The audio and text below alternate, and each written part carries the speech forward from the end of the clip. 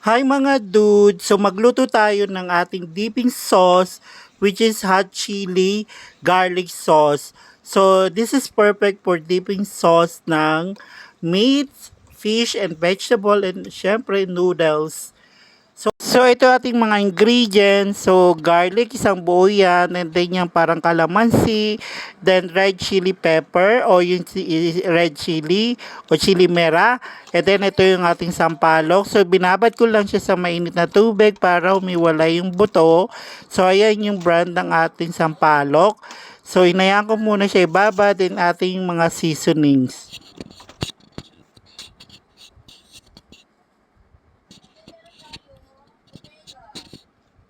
So, let's start chopping yung ating mga ingredients. So, itong aking chopper ay binili sa Mr. DIY Shop. So, inuna muna natin i-chop yung ating garlic. So, ang way ko is ipa-fine chop ko lang siya yung garlic kasi yung iba preferred nila yung chunky. But sa akin, gusto ko yung finely chop para mas masarap siya pag naluto. So medyo natagalan ako dito kasi first time ko lang gamitin yung aking laruan. So but anyway, working in good condition naman siya. So medyo hindi lang na-shoot yung pinaka dito yung tubo para dun sa yung mga blade. So no na-shoot na siya, so nag-work naman siya. And then ayan yung kinalabasan niya, 'di ba? So perfectly chop yung ating garlic. So ayan yung tsura niya.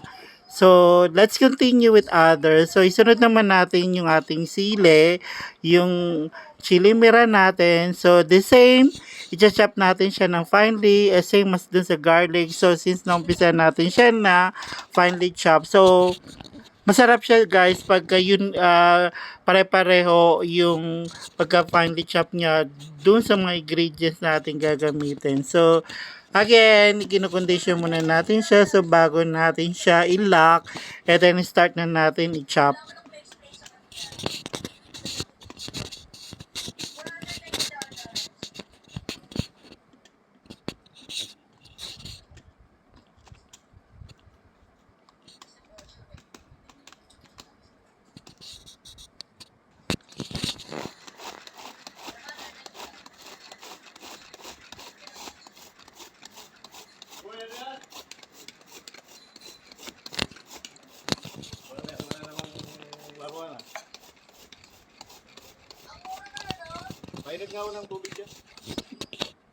So next naman natin yung ating luya with sibuyas. So pinagsabay ko na rin siya.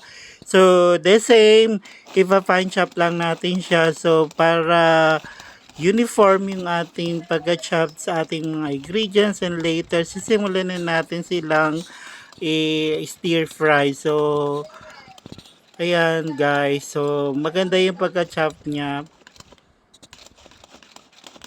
So, kumuha lang ako ng kawali, and then ang ginawa ko muna dito ay yung sile ay sinangag ko muna siya para medyo matuyo kasi medyo basa siya. So, maganda siya lutuin pagka medyo dry siya. Kasi yung Chinese way guys, ginagawa kasi nila is yung pinapakuluan muna, parang pinapainit yung mantika, then lahat ng ingredients pinagsama-sama, then ibubuhos na lang yung mantika. And then naluluto naman siya ng sabay-sabay, then hindi mo na siya kailangan stir fry. But since ito yung way ko, so ganyan muna yung ginawa ko para medyo dry siya. And then later i-stir fry natin yung mga ingredients. So later yung lalas natin yung sili na.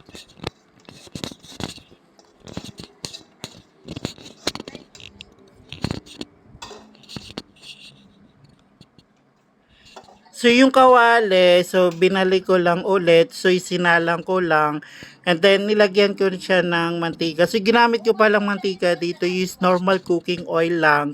But if you want gumamit ng olive oil, why not? Kung may budget kayo. But sa akin, okay na ako dito sa normal oil. So, inuna ko muna stir fry yung ating luya with sibuyas, and then nung paluto na siya, isusunod natin yung garlic.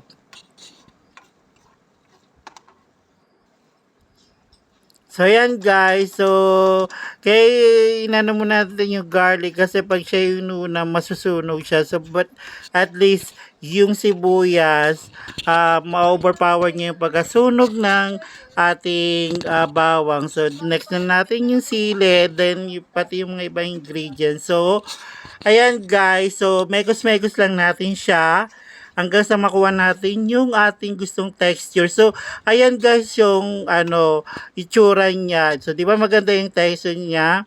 E then, ninalo na natin yung sampalok. But yung sampalok guys, saka yung limao perut, maganda siyang pang complement kaysa suka and mas masarap siya.